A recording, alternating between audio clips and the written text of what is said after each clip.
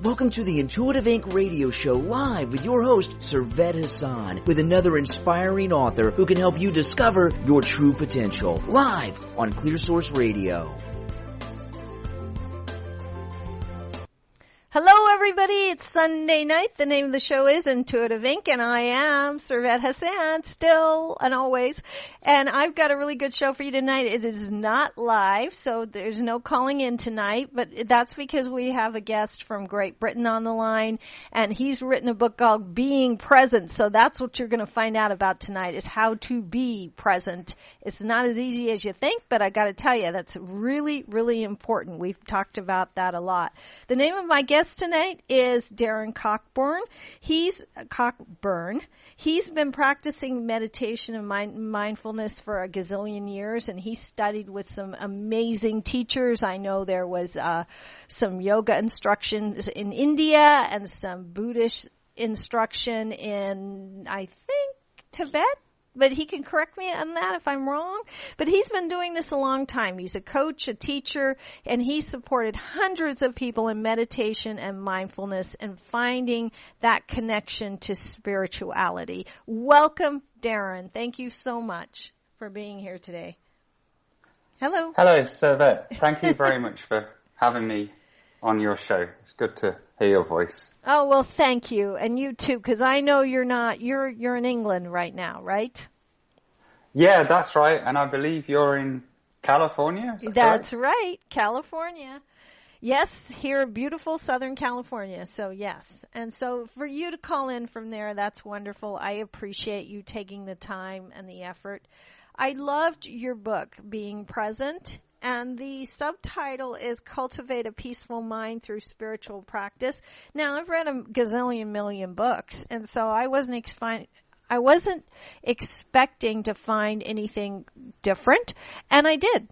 So I liked that because you sort of, if you're looking for spiritual practices to help you through just everyday life and have it put in a simple way, in the simple form, I think you hit the nail on the head. I do. Oh, that's good. Yeah, I didn't have that intention when I decided to write the book. That's just how it came out. You know, it's turned out to be quite a nice, deep spiritual book, but also very practical and accessible for people to be able to apply the teachings in their daily life, rather than things being too formalized or overly structured. So yeah, it's turned out to be a very accessible book. I'm really pleased with it. Right. But thank you very much for your kind comments. You're welcome. I mean it. I do. I don't make things up, and I don't pussyfoot around, as all my listeners know out there. So trust me. I love the story though of how you started the book, because I know you were inspired somewhat by Eckhart Tolle, but also you got it in a meditation to do it, and then you went somewhere and somebody was reading your palm, I think, and they said, "Oh, you're going to write a book," and there you go. See, I did read your book, so yeah, it was a really interesting day, because that is what happened in meditation. It just popped into my mind, and I think it was my own voice that I could hear, but it was quite a spontaneous calling or instruction. I didn't act on it right away. I kind of sat with it for a while, and then later in the day, I went into a town that's close by to me, and I met with this old woman in a charity store. And she read my palm and told me that I was going to write a book. And when I put those two things together, I thought, okay, I need to get on and do it. So fortunately, I had some time free on evenings. So I got to it, and then 9 months later, Being Present was born. So yeah, that's how it came about. It was quite a spontaneous thing. It wasn't something that I was planning on doing. You know, it just happened. Right. Well, there are no accidents in life, and you know that. So let's backtrack a little bit, because you really have been studying a long time. Like I said, I think you mentioned some yoga instruction in India. You've been a Buddhist, a practicing Buddhist for years. So where did that come from? Where in your childhood or your life, what brought this about? I mean, you didn't wake up one day, or did you wake up one day and just said, I really want to know, about meditation, mindfulness. Where did this all start? Well, I think it started from childhood. When I look back now and reflect, I had some quite challenging conditions, and that led to stress and anxiety, which once I got into adulthood and I was starting a family and setting up a home and building a career, the usual things that most people end up doing, I was finding that I was really just struggling to be at peace in my mind. And I didn't have much awareness at the time, but I had enough awareness to understand that, something wasn't quite right, and I wanted to change things because I wanted to feel more relaxed and more peaceful, rather than, all of these thoughts that were constantly gibbering away in my mind. And for me, a lot of those thoughts were to do with anxiety and worry, but I appreciate for different people, the stuff that fills their head is different, based on, their past conditioning. But for me, it was just, worrying about stuff and quite anxious. And I just wanted a peaceful mind. I knew that something needed to change. And I didn't know where to go or what to do, and I didn't have any spiritual teachings or spiritual connection. I went off to see a life coach, and she recommended that I do some meditation. And that was really how I started with the whole thing, and was meditating for many years. I then moved into reading and studying and watching Eckhart Tolle, and learned a lot from his teachings. And a few years after that, I spent many years studying Buddhism and working with Buddhist teachings, and after that, yoga. And, throughout my life, I've also, based on my experience, come up with a number of insights myself. So being present really is a synthesis of those different teachings and those different insights, including lots of examples, as I'm sure you've read, about what's happened in my life and how I've been able to deal with them. And what I find with spiritual practice, and what I find with most of the challenges that I face in my life, and most of the challenges, if not all of the challenges that other people face that I talk to, the ultimate antidote always seems to come back to the present moment. Because 99.9% of the time for most people, the present moment, in the moment, is absolutely fine. And there's a freedom there, and there's peace there, and contentment there, if you can only allow yourself to be with it. So there are lots of spiritual teachings out there recommending all sorts of different things, and a lot of them are quite useful. But in the end, what's really needed is to be present. And what I found is that, being present links very much to mindfulness. So being present is about being aware of your experience. It's about accepting your experience. But the book and my teachings, they go a stage further than that, because yes, do all the mindfulness stuff because you need that in order to allow the mind to become peaceful and bring you into the present moment. But if you can in parallel open yourself up to the spiritual dimension, that's where you get the true power. And you can't, in my opinion, connect to the spiritual dimension if you're not mindful. When you're lost in your thoughts, when the ego's taken over, it's that connection's not there. It's impossible to be able to allow yourself to benefit. So being present is really about taking mindfulness, and then in parallel with that, opening up to the spiritual dimension or to presence, consciousness, a higher power, whatever you want to call it, and bring those two things together. And that is what I teach, and that is what I recommend as spiritual practice. For me, that's what it's all about. In other places, I call it mindfulness plus. So it's like your kind of general mindfulness practice plus having receptivity to the spiritual dimension, and then bringing that together. Well, mindfulness 2.0, I think. So yeah, I don't think you can be mindful without connecting to that higher source, whatever you want to call that. I happen to call it God, but it's not some anthropomorphic guy in the sky either. It's just an energy. So let's talk about that. Everybody out there listening knows that I wrote 2 chapters for Llewellyn's complete book of mindful living with a bunch of really other great authors like Jack Canfield and Michael Beckwith and lots of other people. And so I've been studying mindfulness for a long time, as have you. So what is your definition of mindfulness? My definition for mindfulness is based on a number of definitions that I've read and studied, plus my own experience on what works for me. It should if I'm teaching, I'm teaching, and what works for me personally. So it's my own unique definition. And I define it as awareness and acceptance of bodily sensations, feelings, thoughts, things coming in through the senses in the present moment.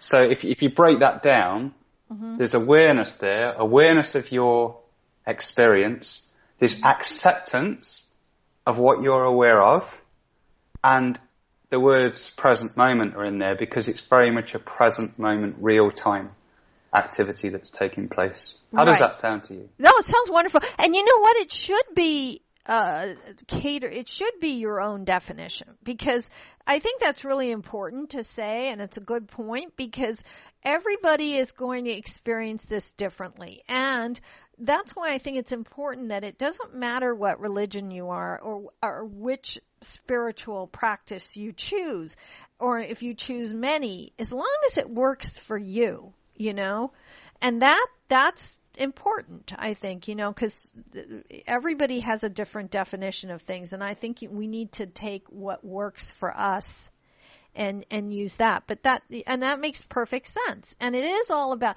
now present moment, because to me mindfulness is also part of that, what you said, but also becoming the observer of your thoughts instead of trying to control them, which helps you be more present. And so let's go there now, because being present isn't necessarily it's not now. It doesn't have anything to do with time, right? To me. I call it a real time present moment activity.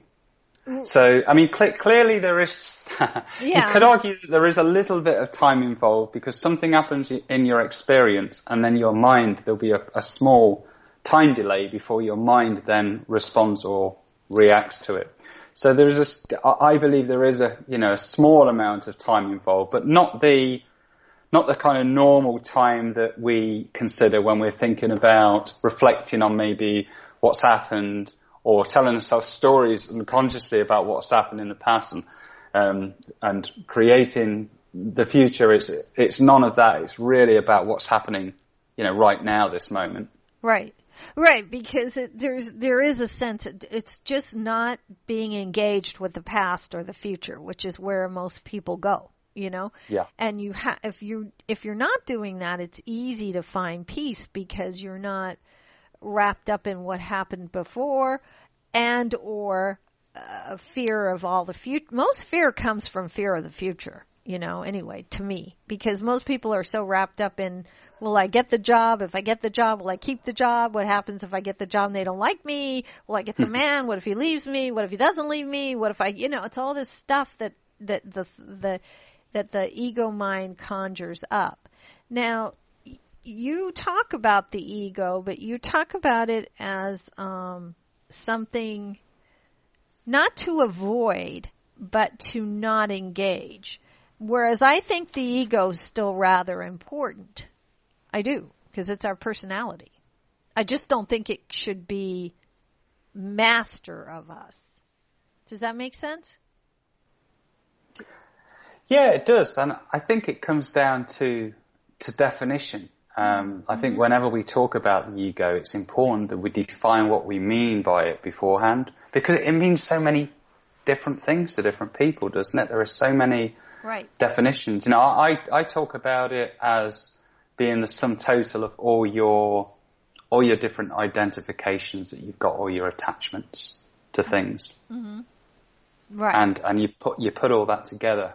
You know, the things that you fix in your mind, which obviously doesn't work because the universe isn't fixed, it's moving around and changing. Mm-hmm. But the things that you kind of lock onto and attach to in your mind, that's what all of those things collectively I define as being the ego. And that I believe aligns with some of the teachings of Eckhart Tolle. It also links in with Buddhism nicely, because you know, in Buddhism, the major or the cause of suffering is, you know, attachment, craving. Right. And so the attachments and identifications are the same thing. So basically all the different things that you could argue, it's all the different things that you think you are, that you fix in your mind, put all of that together, and that's your ego. And for most people, they have a lot of these things that they might attach to. You know, even spiritual teachers, and I'm sure that I do this, you know, attached or identify with being a spiritual teacher, or you might identify with your job, or you might identify with a particular belief or opinion, and you basically fix these things in your mind. And then what happens when these things become threatened, or when they change, or when they get taken from you, that's where the suffering comes in. Right. So that's what I see as being the ego, you know, the collection, the full collection of all of these identifications. And if you think about that, by implication, the ego is constantly changing and moving and shifting around. You know, it doesn't stay the same, because your identifications today will be different to your identifications tomorrow. And I also say in the book that the ego doesn't exist. So, you know, the ego really, like a lot of things, it's just a concept. You know, it's just an idea. It's like a useful prop that we can use within our spiritual practice. It's not real. Well, yeah, and that's why I asked you to define what your definition of it was, because, and in the book too, you do say that people do not exist. Really, when you start talking about how to get on with people and that type of thing, and I know what you mean by that, but why don't you explain that too for the listener out there? Yeah, sure. It is. It can be. It can be quite a difficult pill to swallow. That one. Oh yeah. You know, if someone hasn't really reflected upon spiritual teachings, and you tell them that they don't exist, or I don't know, that their family members don't exist, or the partner doesn't exist, or the dog, or whatever, they have a problem with that, you know, because their egos believe that these things do exist. But what I say in my book is, you know, I define everything. Everything is a big process. Everything's a big process. You know, this happens and it causes that to happen, and then that causes this to happen. Everything's all linked together in one big process. And, you know, this is one of the key teachings within Buddhism. And I believe that this process is infinite. I don't believe it has any beginning or any end to it. And I believe that this process is universal. Now, when you look at a human being, and you can do this with yourself, if you break down what you think you are, you know, eventually you get down to, you know, things like body parts, or you go down even further, little cells and atoms that we're made of. And scientifically, I believe it's been proven that every 7 years, something like that, every single cell in your body changes. So, you know, from 1 7 years to the next, or however long it is, everything about you is different. in terms of your form, the cells and the atoms that make up your body. So when we look at form in that way, we can conclude that, well, if that's the case, then we don't exist. And every moment, we're different to the moment before, and it might not look different. If we're kind of looking in the mirror, we think, well, I don't look any different. But at a very subtle level, down at the level of the atoms, everything's shifting and changing around. Now, in order to be able to function in the world, we do have to hold a belief in our minds that we exist, because we need to talk to other people and to ourselves sometimes about ourselves existing. So we need to do that conceptually in order to function. Mm-hmm. But what I recommend is that in the background, there is also the truth, which is the fact that we don't exist. Because by reflecting on that and reflecting on the lack of your own existence, it deepens your understanding of change and impermanence, and the fact that everything is created, sustained for a while, and destroyed again. It's quite a challenge to get your head around. So for people that are listening to the show, if it's the first time that they've heard this, it's a difficult thing to get your head around, and most people will need to sit and contemplate it and reflect on it for a while before they believe it. But that is the truth. It's scientifically proven, and it's really nice when science meets spirituality. I think whenever it was thousands of years ago when people were saying, people don't exist for this reason, it probably couldn't be scientifically proven then, but it can now. And that's lovely. When science comes together and science proves a spiritual teaching, and then when the two come together like that, you know that you're onto a winner, and you know that you found the truth. Right. There is a marriage going on, I do believe, between science and spirituality. And that is one of the basic tenets of Buddhism, is impermanence. I know that. But I think that we don't exist when for me, my opinion of that is that we aren't our body and we aren't our mind. We are our spirit, our soul. That continues to exist. We never die. So on a spiritual level, I think we do exist. On a physical level, I don't think we do. And that's why when, I was diagnosed last year with a very rare form of ovarian cancer, and I had surgery and chemotherapy, lost all my hair, and people out there have hair now. And they're going to be hearing all about this because I'm moving in a direction of helping women. But I really got through that because I understood I am not my physical body. And that then you can go to that spiritual level of mind over matter, which is spiritual, and science is matter, never mind. But now they are integrating, and because of that, I think that's how I got through, and I'm still here. So, does that make sense? That's such a wonderful success story, and I think that when people get into situations like that, it really proves how well you understand and have faith in teachings, or sometimes people don't believe that, but through going through a situation like that, they come out the other end having a very deep understanding, so than they might get, through reading it or through a scientist proving it. And I remember once when a friend of mine, he's not the kind of guy that gets involved in things like meditation or reading books like Being Present or going to a church or an ashram. He does none of that, but he's one of these guys that's just, he's very evolved in many ways, and he sees very clearly. And I can remember going to see him, and he was recovering from a heart attack that he had, and the doctors weren't too sure at the time whether he was going to be okay or whether he was going to have another heart attack. So it was all very challenging. And I can remember sitting beside his bed with him and asking him how he was doing and how he felt and, if he was afraid.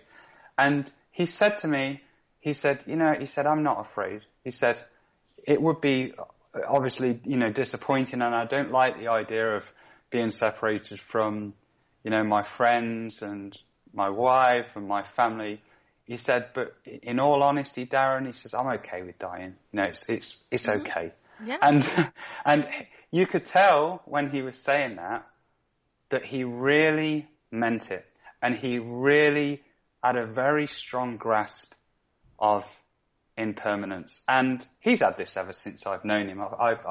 He's been a very, very inspiring friend for me spiritually. Right. But yeah, when it gets to the crunch like that, or like the situation that you was in, although it's difficult, it's a wonderful opportunity, isn't it, to be able to really integrate and deepen these spiritual teachings. I've been doing this a long time, and I have to say, and I turned 60 this year, so I was 59 at the time, and I was that way too. I was like, if that's the plan, if that's the course my soul needs to take and I need to leave this planet, that's fine. I don't have a problem with that. And if I'm still here, then there's a reason. But I do believe I grew spiritually more in a year than I have in 20. So, wow. So that, yeah, definitely. Okay, so we're going to talk, because one of the keys here, and you just hit the nail on the head with that too, is meditation. So let's talk about that. But first of all, I want to tell tell listeners, just in case they're just tuning in, that we're on the line with Darren Cockburn, who's calling in from England. And he's written a book called Being Present. Now, if people want to find you, Darren, what's your website, or how can they get a hold of you? Obviously, they can buy the book on Amazon or anywhere else, right? Yeah, that's right. The website, well, my name's pronounced Cockburn. I didn't want to mention that up front and interrupt things, but it's Cockburn, but it's spelled Cockburn. So it's Cockburn. So my website's the best place to go, and there's links from there to social media and teachings and various other resources. It's www.Darren, Darren, Cockburn, COCKBURN.com, DarrenCockburn.com, and you can find me on there. Good, Darren. Next time, interrupt me and tell me how to say your name properly, because it's really honestly important. It is to me. And I think that's Cockburn sounds wonderful. You must have had a terrible time when you were in school. But I think that and the fact that you kept your name is wonderful too. But people should say it right. So I apologize for that. We, really. So, that's okay. I'm cool with it. It's funny people say that to me, but I got off quite lightly at school. I didn't get too much really? grief over it, and yeah, it's a surprise, isn't it? That? Yeah. I don't know why. Well, good. I didn't. I got all kinds of trouble from my name because it's really spelled Sarvat, and right. That's so hard for people to say.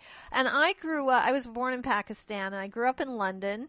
And I'm a British citizen, a Canadian citizen, and an American citizen. And obviously Pakistani.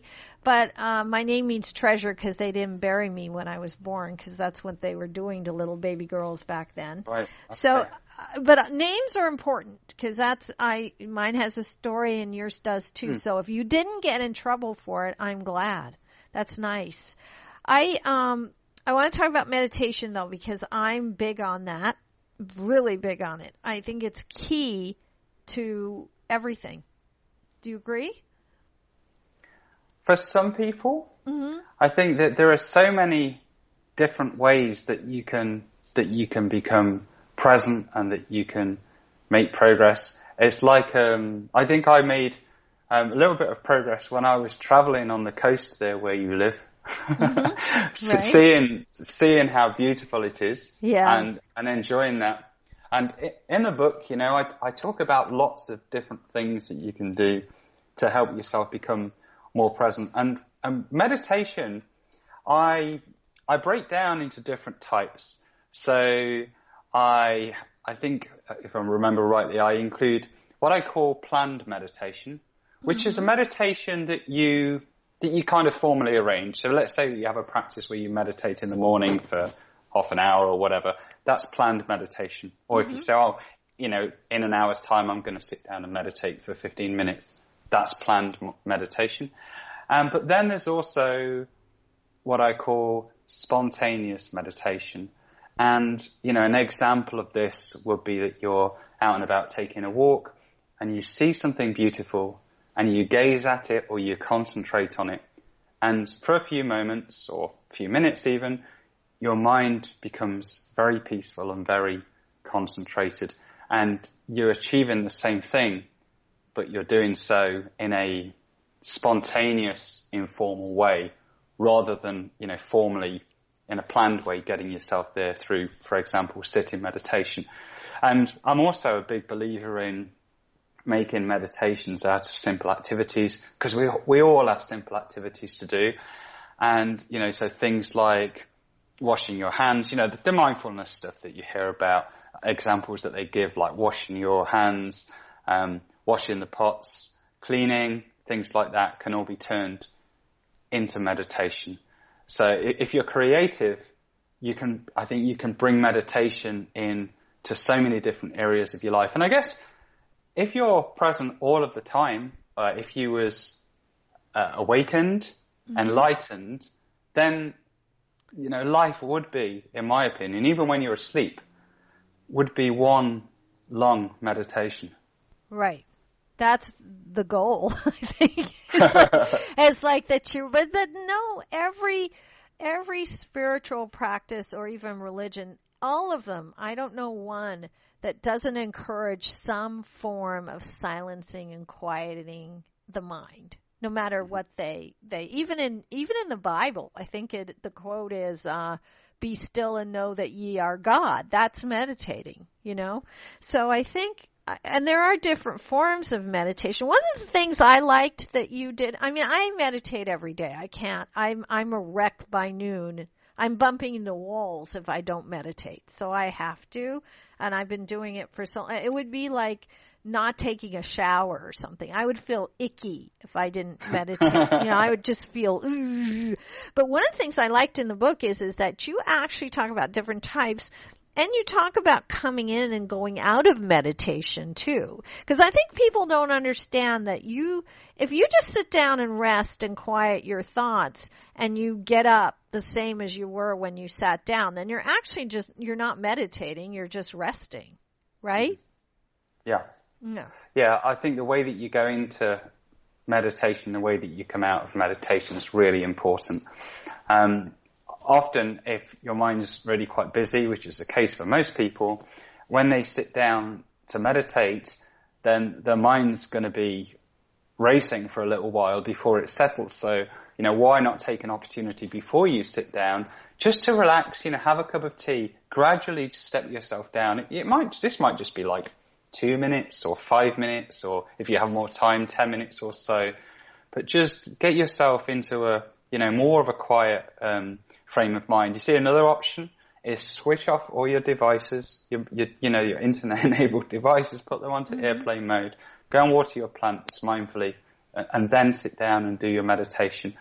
And then this is important when you're coming out of meditation, not just for meditation practitioners, but this is also a reminder for meditation teachers who have a responsibility, to allow people when they come out of their meditation to have some time to be able to kind of let the mind make the adjustments it needs to make so it can then operate with your day-to-day activities, or if you're relating to people. An extreme example of how not to do it would be to do your meditation, to allow yourself, which is wonderful, to go into a very, deep, concentrated, present state of mind, and then enjoy that depth.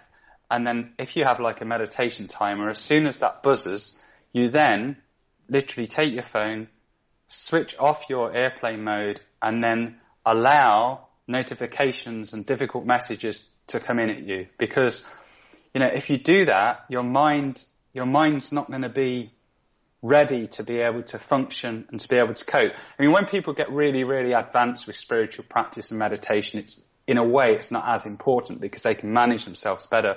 But for, beginners and, intermediate meditation practitioners, and probably it is helpful for advanced practitioners as well, is just to manage that coming out of meditation. And it's to look after yourself more than anything else. And I know this from experience. I used to work in a corporate office, and there was this prayer room and meditation room in there. And I used to go in the morning, and I used to sit and meditate, get in there early, sit and meditate for about half an hour and come out. And I come out of the meditation sometimes without giving myself time to adjust. And people would speak to me outside the room, like work colleagues, and I wouldn't be able to converse with them. So sometimes, and people think, oh, what's going on? Why is Darren like that? Why is he strange? Is he not interested in what I'm saying? Does he not care? Or I might get told something, bit of information that's really important that I need to respond to, and my mind hasn't adjusted and it's not ready to do that yet. And that has caused me difficulties. So, a lot of what I share in the book is based on my own experience. And, it's always nice if you can share these things with people so they don't make the same mistakes that you have. But yeah, you're quite right. Going into meditation and coming out of it is very important. And hey, you don't need to overdo this. Just maybe even if it's just 2 or 3 minutes or something like that, either side, I would recommend. No, I totally agree. That's why I thought that was really nice that you did that and included that in the book, because I read books about meditation all the time and they neglect that part of it, which is also sometimes just at the end of a meditation. I think sometimes if you just journal, that's a good time to journal for people that journal, because you can get some of those thoughts or those ideas or whatever was going on in that meditation out so that you kind of clear and ground before you go back to. And I'm a big believer in what you just said too. I will not look at any electronic device for the first hour of every day. I won't. Including anything, nothing. I won't look at a television. I don't look at people get up and they look at their cell phone. That's the first thing they do. And I'm like, come on. But it's funny you should say that, because I've been doing that same practice. To be fair, I've not tried it for an hour yet. I think I will do now. You've just recommended it. I've been doing the same thing, because I had an experience a week or so ago. I got up. I didn't get up. I opened my eyes. I woke up. I grabbed hold of my phone, which doubles up as my alarm clock. I switched off the airplane mode. I went into Facebook, looked at someone's feed, and had an issue with it. And it was my ego. And that's right. And I really reacted to it. And it took me. It took me most of the morning to recover from that. So I thought, okay, I'm going to do what you've just suggested. I'm going to keep the phone switched off for a bit. So now I do all my simple activities and things that don't need digital access first. And I wait until my mind is, in a much better place where I can be present. And because it's a lot about communication, even if it's just a message coming from someone else, it's communication coming in, until my mind's ready. And then when I'm ready, I very consciously take a nice deep breath. I switch off the airplane mode, and then I'm in a much better place to respond. Absolutely. So I can completely relate to what you're saying there. Yeah. Well, here's another suggestion, and I do it if you like, but I'm going to make one more, and I do this with all my listeners out there too, and everybody knows I do it. Invest in an alarm clock, and put it next to your bed. Pay the $10 or the £5 or whatever it is, and do that. And don't put your phone next to your bed, because I think that's not good for us anyway, with all those signals going on. But then you have no reason to even have it in your hand. Get an alarm clock. And there was a writer out there that's really famous. She started Huffington Post. Ariana Huffington. She said one of the best things she ever did was buy an alarm clock. And I was listening to her talk about this, and I was thinking, wow, she's got so much going, because I think she sold Huffington Post to Yahoo or something. I don't know. Somebody bought it, but for $1 million. But when that happened, she realized how stressed she was and that she needed to. So I've been doing that ever since then. So it's been years. my cell phone is nowhere near my bed. Now, I'm gonna buy an alarm clock tomorrow. You've convinced me. It can be in the same room because I do understand we have family and emergencies, and my daughter's in New York City, and I don't want to be totally off the grid, but I keep it away from me, and for the first hour of every day there is nothing I do looking at that, and then go from there. Just try it. Yeah.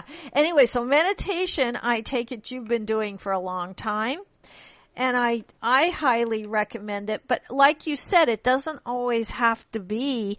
Some people can get up in the morning and see. I have to do my practice, but I also meditate on my morning walk with my dog.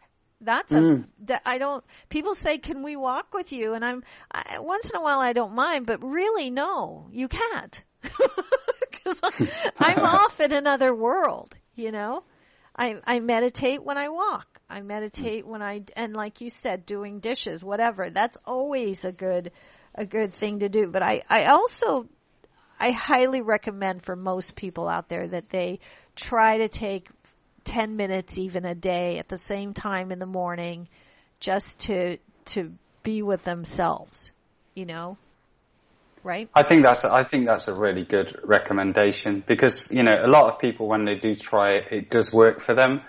And obviously if it's not right for them at the time, there's other things that they can try.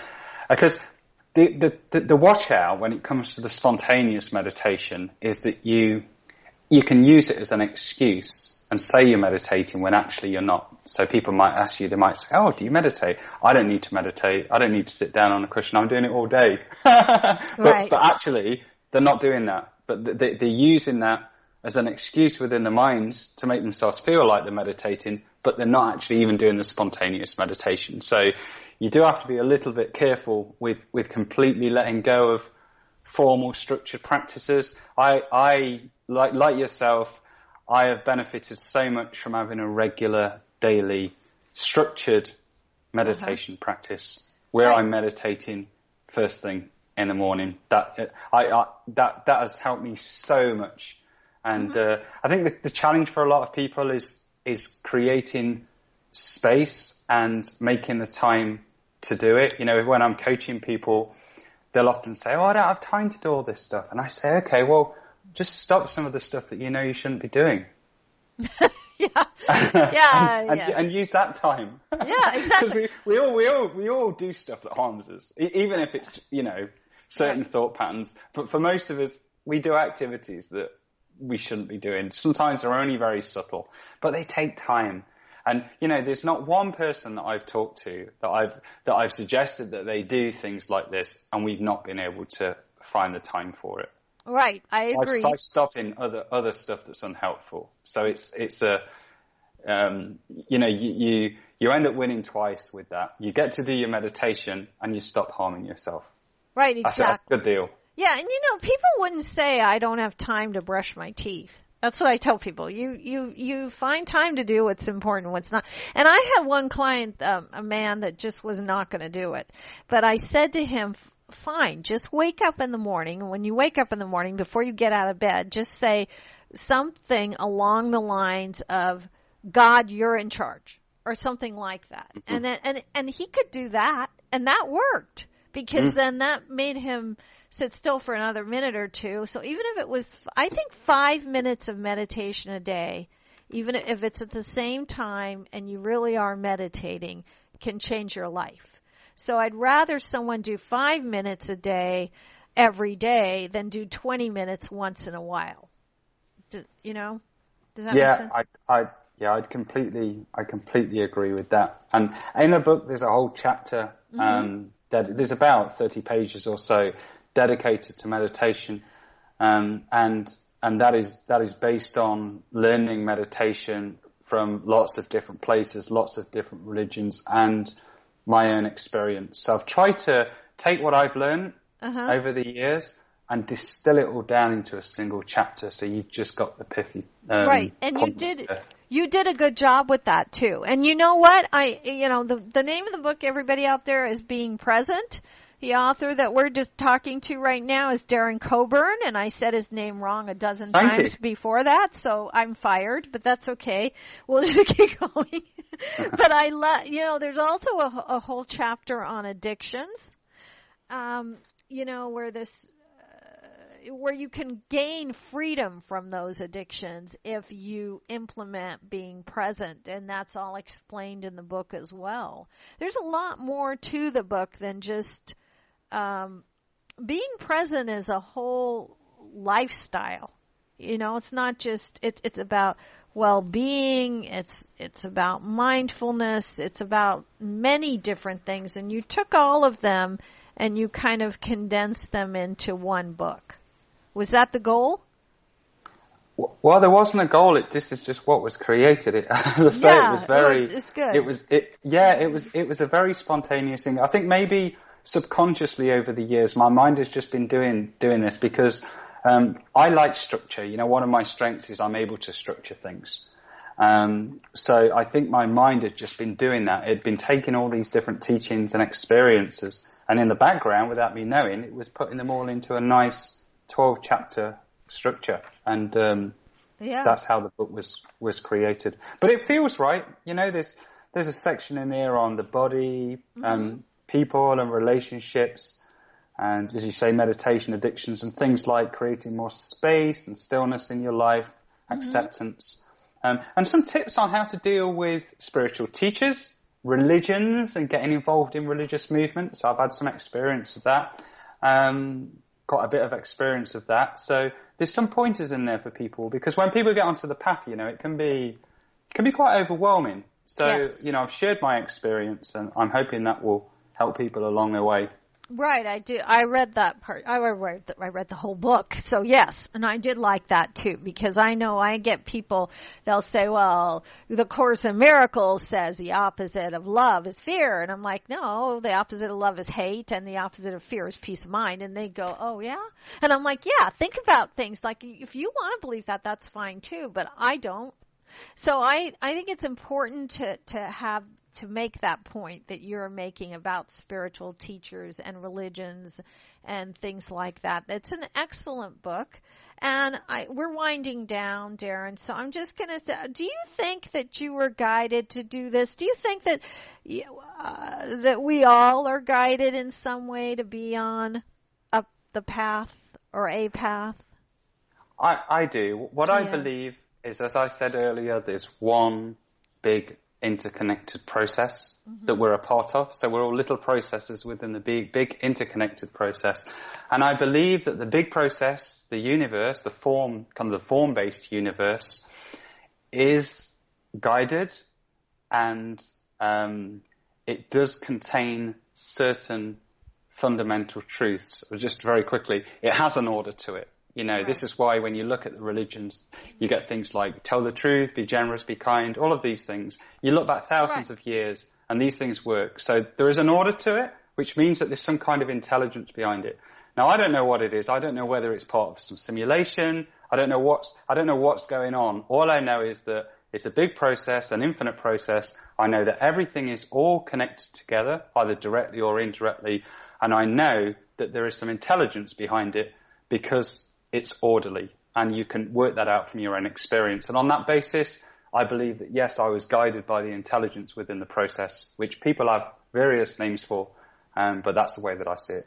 Oh, I love it. Oh, thank you so much, Darren, for being on the show. The name of the book is Being Present, Cultivate a Peaceful Mind Through Spiritual Practice. The author is Darren Cockburn, and we can find you at www.Darren, Darren, Cockburn, COCKBURN.com, correct? That's right. And thank you very much for having me on the show. You're welcome. Hello to the listeners, and best wishes to you. Oh, and best wishes to you too, Darren. Keep doing what you're doing. And are you available for one-on-one sessions? Do you coach individually as well? Yes, I do. I'm available via my website. Okay. So, yeah, there's details on there. Okay, everybody can do that, and I highly recommend the book. And thank you so much for calling in from England. Have a great evening. I know it's evening there, it's morning here, but have a great day. Thank you. You're welcome. Thank you so much for joining me. Bye. That was Darren Cockburn, whose name I did not get right, so I'm going to get it right now. Darren Cockburn. But it is spelled Cockburn.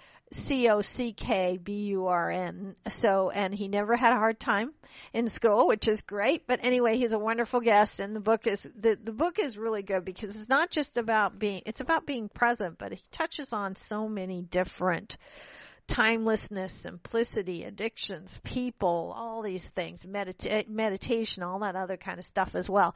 It's an excellent book. I highly recommend it. You can find him again at DarrenCockburn.com. And I am Servet Hassan. You can find me at ServetHassan.com. New websites, all kinds of new stuff coming out very soon, and we'll go from there because it's life changes, and we just talked about that on the show. As he said that every 7 years all our cells change, and that's true. And so I've got a whole new different direction we're going in, and it'll be a lot of fun. And the show's going to be live again soon.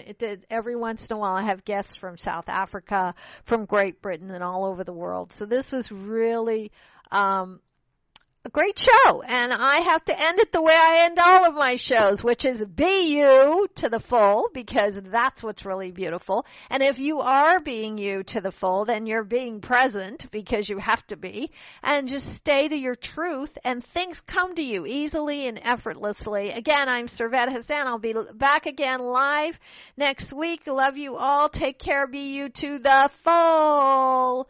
Good night.